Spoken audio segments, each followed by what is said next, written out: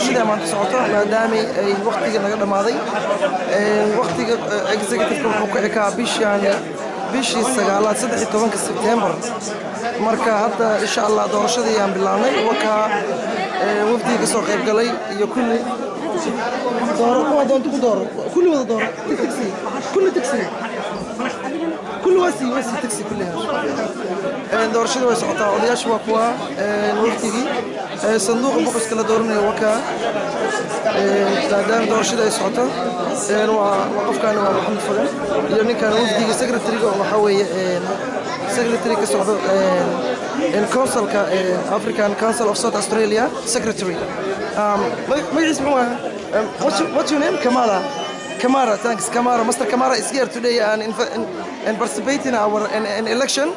You're welcome, Kamara. doorashada way socotaa ragii way dhameysteen hadda dumarkii baa haray insha Allah si fiican bay u socotaa doorashadii marka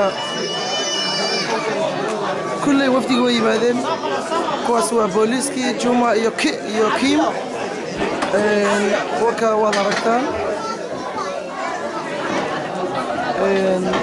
doorashadii si fiican bay u socotaa marka kuwan waa odayaashii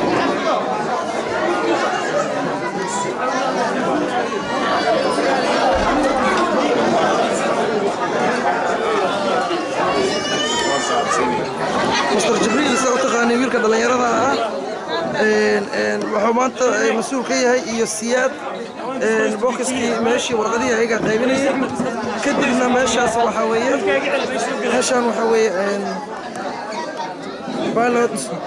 بالوت بيبر ديسك